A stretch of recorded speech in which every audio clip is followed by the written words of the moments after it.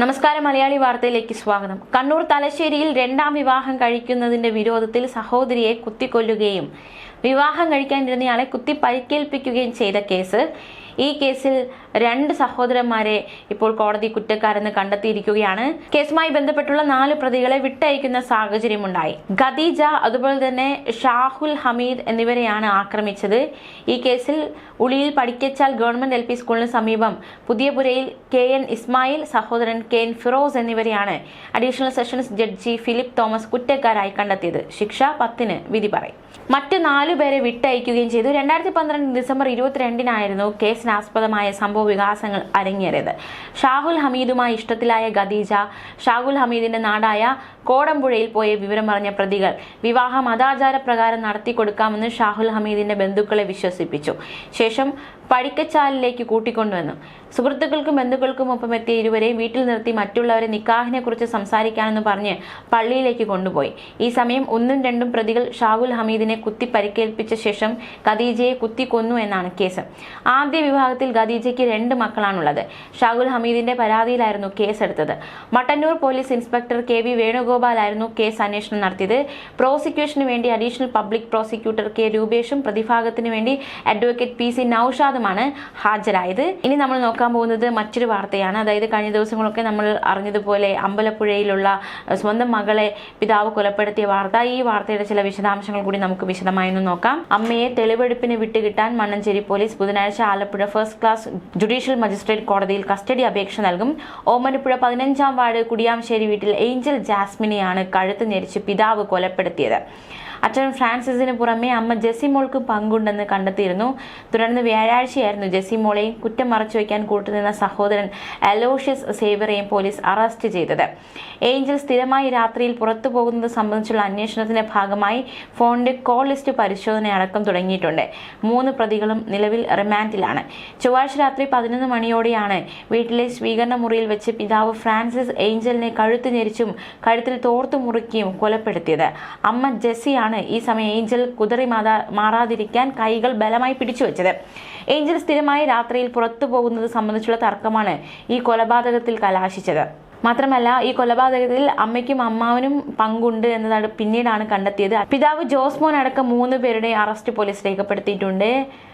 ഈ അമ്മയെയും അമ്മാവനെയും ഒക്കെ പിന്നീടായിരുന്നു പോലീസ് കസ്റ്റഡിയിലെടുത്തത്. പിതാവ് ജോസ്മോൻ കഴുത്ത് ഞെരിച്ച് കൊലപ്പെടുത്തുമ്പോൾ കുതറി മാറാൻ ശ്രമിച്ച ജാസ്മിനെ പിടിച്ചുവെച്ച് കൊലപ്പെടുത്താൻ സഹായം ചെയ്തത് അമ്മ ജെസിമോൾ ആണ് എന്നത് ഏറെ നടുക്കത്തോടെയാണ്. ഒരു സ്വന്തം മകളെ കൊലപ്പെടുത്താൻ അമ്മ കൂട്ടുനിന്നു എന്നതടക്കമുള്ള വലിയ ചോദ്യങ്ങളൊക്കെ ഇവിടെ ഉയരുന്നുണ്ട്. കൊലപാതക വിവരം മറച്ചുവെച്ചതും തെളിവ് നശിപ്പിച്ചതും അമ്മാവൻ അലോഷ്യസ് ആണ്. കഴുത്തിലെ രക്തക്കുഴലുകൾ പൊട്ടിയായിരുന്നു മരണം സംഭവിച്ചതെന്ന് പോസ്റ്റ്മോർട്ടം റിപ്പോർട്ടിൽ വ്യക്തമായിട്ടുണ്ട്. ജോസ്മോനെ കസ്റ്റഡിയിലെടുത്ത് നടത്തിയ ചോദ്യം ചെയ്യലാണ് വെളിപ്പെടുത്തലുണ്ടായത്. ജാസ്മിൻ നിരന്തരമായി വീട്ടിൽ വഴക്കുണ്ടാക്കും. കഴിഞ്ഞ ദിവസം മുത്തശ്ശനെ തല്ലി. ഇതിനെ ചൊല്ലിയുള്ള തർക്കമാണ് കൊലപാതകത്തിൽ കലാശിച്ചത്. ജോസ്മോനുമായി വീട്ടിലെത്തി തെളിവെടുപ്പ് നടത്തി. മരണമുറപ്പിക്കാൻ കഴുത്തിൽ മുറുക്കിയ തോർത്തുമുണ്ട് സമീപത്തെ പറമ്പിൽ നിന്ന് കണ്ടെത്തിയിരുന്നു. 3 പേരുടെ അറസ്റ്റ് രേഖപ്പെടുത്തി വൈകുന്നേരം കോടതിയിൽ ഹാജരാക്കിയിരുന്നു. മകളെ കൊന്നതിന് പല കാരണങ്ങളാണ് ഇവർ നിരത്തുന്നത്. കഴിഞ്ഞ 2 മാസമായി സ്വന്തം വീട്ടിലാണ് ഏഞ്ചൽ ജാസ്മിൻ ഉണ്ടായിരുന്നത്. ഭർത്താവുമായി വഴക്കിട്ട് ഇടയ്ക്കിടെ മകൾ വീട്ടിൽ വന്ന് നിൽക്കുന്നത് പതിവായിരുന്നുവെന്ന് ചോദ്യം ചെയ്യലിൽ മാതാപിതാക്കൾ സമ്മതിച്ചു. ഇത് പിതാവായ ജോസ് ചോദ്യം ചെയ്തു. ഈ സംഭവവുമായി ബന്ധപ്പെട്ടും ചില അസ്വാരസ്യങ്ങൾ ഈ കുടുംബത്തിനിടയിൽ നിലനിന്നിരുന്നു. അതേസമയം വീട്ടുകാർക്ക് കൊലപാതക വിവരം അറിഞ്ഞിട്ടും ഒറ്റ രാത്രി മുഴുവൻ മൂടി വെക്കുകയായിരുന്നു. പിറ്റേ ദിവസമാണ് വീട്ടുകാർ മരണവിവരം പുറത്തറിയിക്കുന്നത്.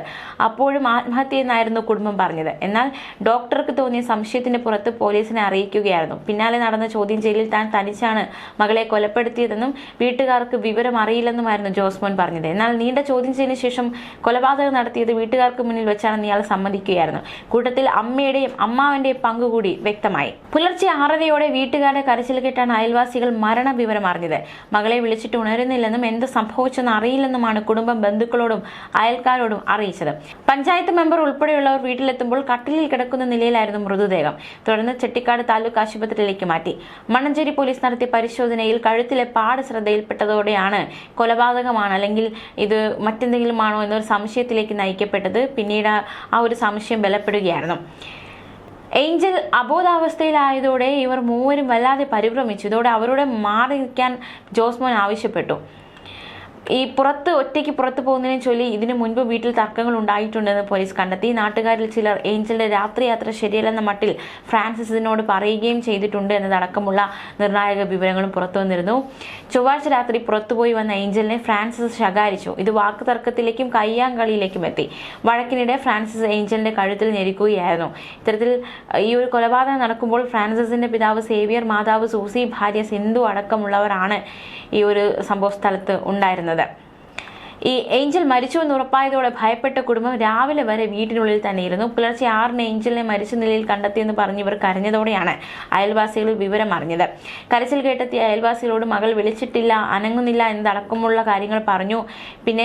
പിന്നാലെ Mannanchery police inspector Tolson B ജോസഫിന്റെ നേതൃത്വത്തിലുള്ള സംഘം വീട്ടിലെത്തി വീട്ടുകാരെ ഓരോരുത്തരെ പ്രത്യേകം ചോദ്യം ചെയ്യുകയായിരുന്നു. ഫ്രാൻസിസിന്റെ ഭാര്യ സിന്ധുവിനെ കേസിൽ പ്രതി ചേർത്തേക്കും.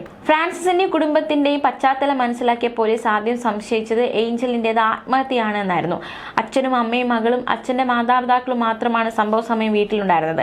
ആത്മഹത്യ ചെയ്ത മകളുടെ മൃതദേഹം നാണക്കേട് ഭയന്ന് കുടുംബാംഗങ്ങൾ സാധാരണ മരണമായി ചിത്രീകരിക്കാനുള്ള ശ്രമമാണെന്ന് പോലീസ് കരുതി. പരിശോധനയിൽ കണ്ടെത്തിയ കഴുത്തിലെ മുറിവാണ് കൊലപാതകമാണെന്ന് സംശയിക്കാൻ കാരണം. ആരോടും ദേഷ്യപ്പെടുക പോലും ചെയ്യാത്ത ഫ്രാൻസിസ് എങ്ങനെ സ്വന്തം മകളെ കൊലപ്പെടുത്തും എന്നതടക്കമുള്ള ചോദ്യമാണ് നാട്ടുകാർ ഉന്നയിക്കുന്നത്. ആർക്കും ഇത് വിശ്വസിക്കാൻ സാധിക്കുന്നില്ല. പകൽ സമയത്ത് ഓട്ടോറിക്ഷ ഓടിച്ചും രാത്രി സെക്യൂരിറ്റി ജോലി ചെയ്തും ഇതിനിടയിലെ ഒഴിവു സമയങ്ങളിൽ ബോട്ടുകളിൽ സഹായിയായി പോയുമാണ് ഫ്രാൻസിസ് കുടുംബം പുലർത്തിയിരുന്നത്. ഏഞ്ചൽ ഭർത്താവുമായി പിണങ്ങി വീട്ടിൽ കഴിയുന്നത് സംബന്ധിച്ച തർക്കമായിരിക്കാം കൊലപാതകത്തിൽ കലാശിച്ചതെന്നാണ് പ്രദേശവാസികളൊക്കെ പറയുന്നത്. ആലപ്പുഴയിലെ സ്വകാര്യ ആശുപത്രിയിൽ ലാബ് ടെക്നീഷ്യനായ ഏഞ്ചൽ ഭർത്താവുമായി പിണങ്ങി 6 മാസമായിട്ട് സ്വന്തം വീട്ടിലായിരുന്നു താമസം. രാത്രി സ്കൂട്ടറുമായി പുറത്തു പോകാറുള്ള ഏഞ്ചൽ ചൊവ്വാഴ്ച രാത്രി 9-ന് പുറത്തുപോയി 10:30യോടെയാണ് തിരിച്ചെത്തിയത്. ഇത് പിതാവ് ചോദ്യം ചെയ്തതാണ് തർക്കത്തിലും കൊലപാതകത്തിലും കലാശിച്ചത്. പിടിവലിക്കിടെ ഏഞ്ചലിന്റെ കഴുത്തിന് കുത്തിപ്പിടിക്കുകയും തോർത്തുപയോഗിച്ച് മുറുക്കി കൊലപ്പെടുത്തുകയുമായിരുന്നു എന്നാണ് ഫ്രാൻസിസ് മൊഴി നൽകിയത്. എന്തായാലും ആദ്യം ഇതൊരു ആത്മഹത്യ എന്ന് വരുത്തി തീർക്കാൻ ശ്രമിച്ചു. പിന്നീടാണ് അത് ഒരു കൊലപാതകം, മണിക്കൂറുകൾ നീണ്ടു നിന്ന ചോദ്യം ചെയ്യലിനൊടുവിലാണ് ഇതൊരു കൊലപാതകമാണെന്ന് അന്വേഷണ സംഘത്തിന് കണ്ടെത്താൻ സാധിച്ചത്. അതേസമയം കഴുത്തിലെ 2 രക്തക്കുഴലുകൾ പൊട്ടിയാണ് യുവതിയുടെ മരണം സംഭവിച്ചതെന്നാണ് പോസ്റ്റ്മോർട്ടം റിപ്പോർട്ട്. സംഭവ സമയത്ത് വീട്ടിലുണ്ടായിരുന്നവരെയും കേസിൽ പ്രതി ചേർക്കാനുള്ള നീക്കം അന്വേഷണ സംഘം തുടക്കത്തിൽ തന്നെ നടത്തിയിരുന്നു. ഈ ഏഞ്ചൽ അമ്മയുമായി കുടുംബാംഗങ്ങളുമായി വഴക്കിടുന്നത് പതിവായിരുന്നു. മറ്റെന്തെങ്കിലും പ്രശ്നമുണ്ടോ, ഇപ്പോൾ ദുരാചാരവുമായി ബന്ധപ്പെട്ട് മറ്റെന്തെങ്കിലും കാര്യങ്ങളുണ്ടോ എന്നതടക്കമുള്ള സംശയങ്ങൾ ഈ കേസിൽ ഉടലെടുക്കുന്നുണ്ട്. ചെട്ടിക്കാട് സാമൂഹ്യ ആരോഗ്യ കേന്ദ്രത്തിലായിരുന്നു ഇൻക്വസ്റ്റ് നടപടി നടത്തിയത്. അപ്പോഴായിരുന്നു ഏഞ്ചലിന്റെ കഴുത്തിലെ പാട് കണ്ട് അസ്വാഭാവികത തോന്നിയത്. പോലീസ് ജോസ്മോനെ സ്റ്റേഷനിലേക്ക് വിളിച്ചു വരുത്തി. ന്യൂസ് ഡെസ്ക് മലയാളി വാർത്ത.